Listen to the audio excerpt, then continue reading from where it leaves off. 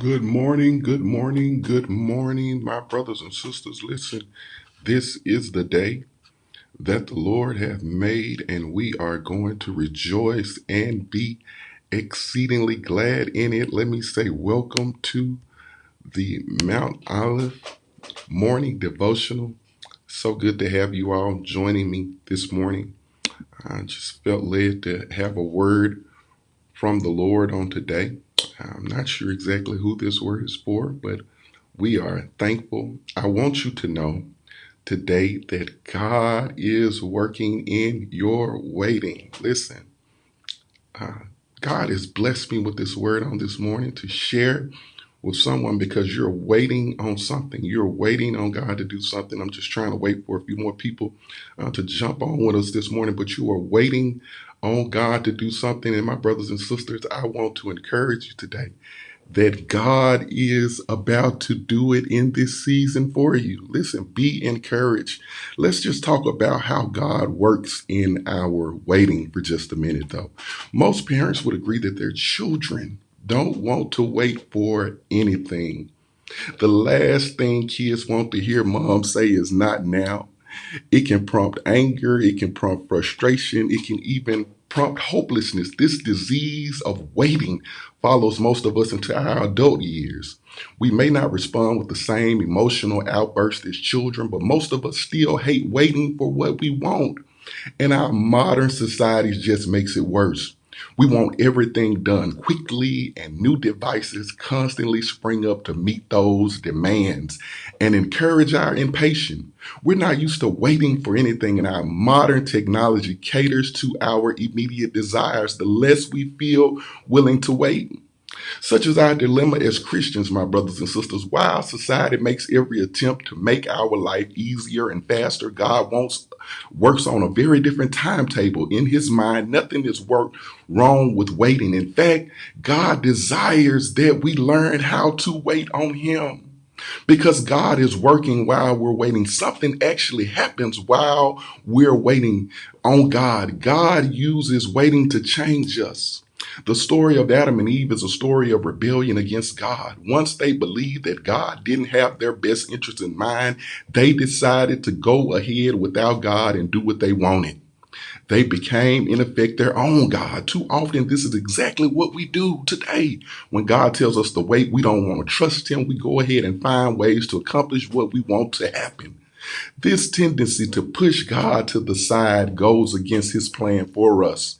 He has created us to be in relationship with him. It causes us to get in trouble and brings pain. What good is it to gain the whole world now? Whatever it is we think we want and forfeit our souls in intimacy with God in Mark 8 and 36. God wants us to learn how to follow him and put down our demanding selves to calm that screaming child in us. One way he helps us do this is to say, wait, that miserable, uncomfortable, sometimes painful state of silence is one of God's most powerful tools to set us free when he just tells us to wait. If we're willing, that is choosing at the crossroads, if we're willing, we don't start out willing to wait. Our natural response is not willing to wait. It's usually anger or doubt when we're told to wait. Fortunately, God is gracious and merciful, understanding of our tendencies. Simply feeling deep, complex emotions and waiting, especially for significant things like a pregnancy or a job, is not necessarily sinful in itself, but we can decide where those emotions take us.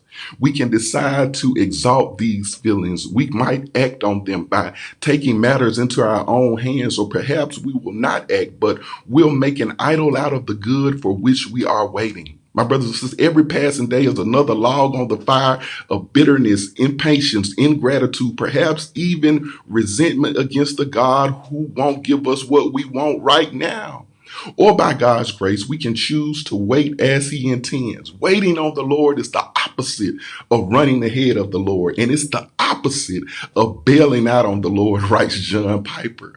It's staying at your appointed place while he says stay, or it's going at his appointed pace while he says go. It's not impetuous. It's not despairing. My brothers and sisters, we have the choice then to take a deep breath, Release our clenched hands and let God be God. And while we are invited to continue hoping in his greatness, pray for God to work in you. Certainly only one of these options will bring us joy as we seek to accept and rejoice in God's handling of our lives, including his timing. We can ask God to work in us two main things so that our waiting is not in vain: humility and trust. Number one, humility. Sometimes when I found myself getting impatient and upset, I will remind myself that God is the one who puts me here. My life is not my own. This is humility. It is coming to realize that we are a breath and God owes us nothing in Psalm 39:5.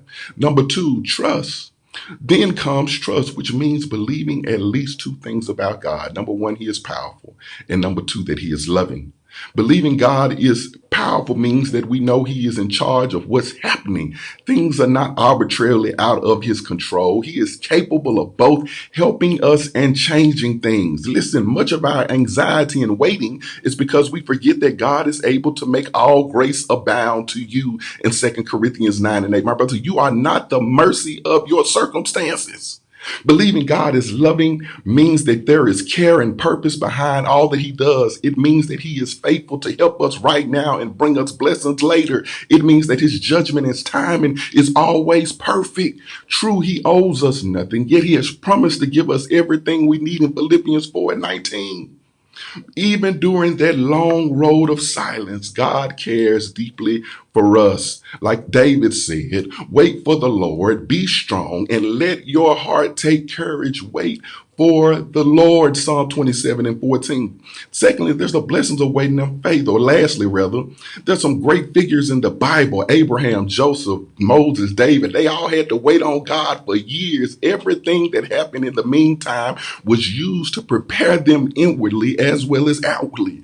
Then when they reached their promise, they were blessed beyond measure. My brothers and sisters, God invites us to trust in his goodness today and his faithfulness tomorrow, relinquishing our control to him and trusting in his way. It unites our hearts with his. It creates a level of maturity and character that we will take with us into the future and enables us to enjoy his future blessings all the more. Listen, God is working while you are waiting. Be encouraged today, my brothers and sisters. May the Lord bless you real good till we meet again.